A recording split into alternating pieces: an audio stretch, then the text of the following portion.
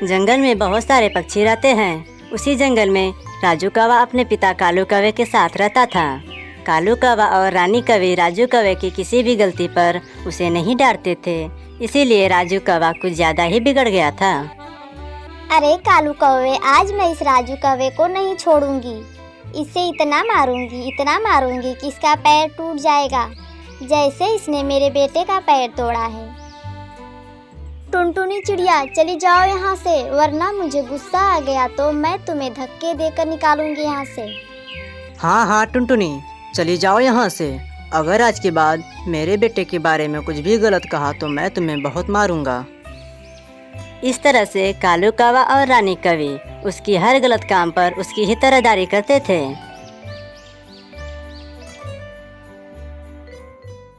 बस फिर टुनटुनी गुस्सा होकर वहाँ से चली जाती है। बहुत ही गलत कर रहे हैं वो दोनों, हर गलती पर राजू कौवे की ही तरफदारी करते हैं। देखना, एक दिन कालू कौवा और रानी कौवी बहुत ज़्यादा पछताएंगे। पापा, मुझे अभी बहुत गुस्सा आ रहा है। मुझे ऐसे घर में नहीं बैठना है। मुझे तो जाकर उस टुनटुनी की बेटी को और ज़्यादा मारना है। अरे बस करो राजू कौवे, तुमने बहुत मार लिया उसे। अब बंद करो ये लड़ाई झगड़ा। बस करो रानी कौवी, इसने जो किया है बिल्कुल ठीक किया है, और वैसे भी ये एकदम मुझ पर गया है। हमेशा की तरह इस बार भी कालू कौवा और रानी कौवी राजू कौवे की गलती पर उसी की ही तरफदारी कर रहे थे। माँ, मैं अपने दोस्तों के साथ बाहर खेलने जा रहा हूँ। आप मेरी फिक्र मत करना, मैं जल्दी ही घर आ जाऊँगा। ये कहकर राजू कौवा अपने दोस्तों के पास खेलने चला जाता है। अरे आओ आओ राजू कौवे, मैं तुम्हारा ही इंतजार कर रहा था।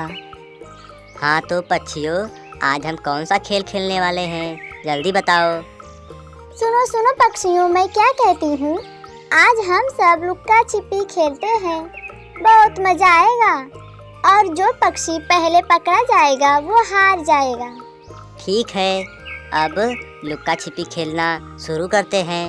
सभी जाकर छुप जाओ, मैं ढूंढने आ रहा हूँ। फिर जल्दी जल्दी सभी नन्हे पक्षी कहीं झाड़ियों के पीछे तो कहीं पेड़ पर छुप जाते हैं। फिर नन्हा तोता अपने दोस्तों को यहाँ वहाँ ढूंढने लगता है। अरे सभी पक्षी कहाँ छिप गए हैं? मैं कब से ढूंढ रहा हूँ, लेकिन एक भी पक्षी अभी नहीं मिले हैं। तभी नन्हे तोते को राजू कौवे की पूंछ नजर आती है।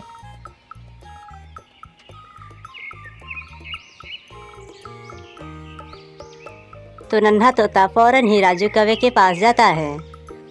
राजू कौवे, बाहर आ जाओ, तुम तो झाड़ियों के पीछे छुपे हो, परंतु तुम्हारी ये पूंछ नजर आ रही है। हा हा। और फिर राजू कौवा झाड़ियों से बाहर आता है। मैंने ढूंढ लिया, राजू कौवे तुम हार गए। अरे नहीं नहीं तोते, मैं हारा नहीं हूँ। मैं तो खुद तुम्हारे सामने आ गया हूँ, मैं हारा नहीं हूँ। तुम झूठ क्यों बोल रहे हो राजू कौवे? अब तुम हार गए हो तो हार भी मान लो। तोते, मैंने कहा ना मैं हारा नहीं हूँ, तो मैं नहीं हारा हूँ। तुम बिना मतलब के मेरे सामने बहस मत करो। मैंने कह दिया ना मैं नहीं हारा हूँ, तो मैं नहीं हारा हूँ।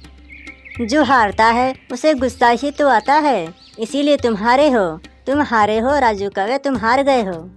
तोते, अब मैं तुम्हें नहीं छोड़ूंगा, क्योंकि तुमने मुझे इतना ज़्यादा गुस्सा जो दिला दिया है।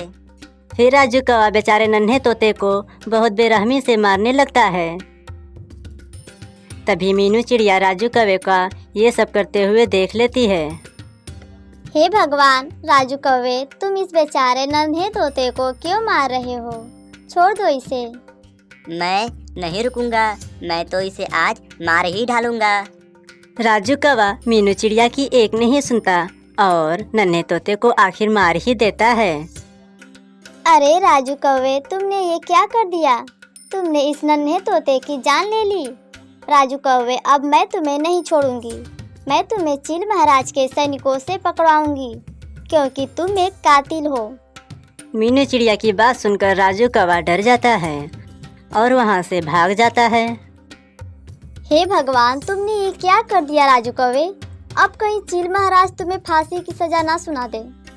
अरे शुभ शुभ बोलो रानी कवि, मैं अपने बेटे को फांसी पर चढ़ने नहीं दूंगा।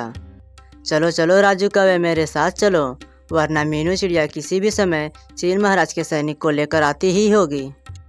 फिर कालू कौवा राजू कौवे को लेकर रानी कवि के भाई के घर चला जाता है। कुछ देर बाद मीनू चिड़िया सैनिक को लेकर कालू कौवे के घर पर आती है। कहाँ है राजू कौवा, जल्दी से उसे बाहर निकालो। कालू कौवा उसे ऐसे नहीं बचा सकता। कालू जी तो काम से बाहर गए हैं और राजू कौवा सुबह से घर नहीं आया। मेरा बेटा निर्दोष है, उसने कुछ नहीं किया है। रानी कवि, इसमें सारी गलती तुम्हारी और कालू कौवे की है। तुमने राजू कौवे की हर गलत काम को ठीक कहा, तभी तो आज उसने एक तोता का कत्ल कर दिया है। लेकिन हाँ, तुम अपने बेटे को फांसी से नहीं बचा सकती। मैं जानती हूँ कालू कौवा राजू कौवा को लेकर कहाँ भाग गया है।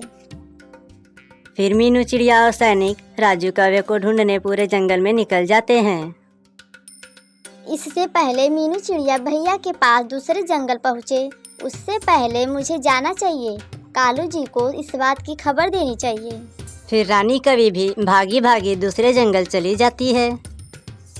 कालू जी, मीनू चिड़िया और सैनिक राजू कौवे को ढूंढते ढूंढते यहाँ पर भी आने वाले हैं। हमें फौरन राजू कौवे को ले जाकर किसी और जगह छुपाना होगा। बस माँ, मैं अब कहीं नहीं भागूंगा।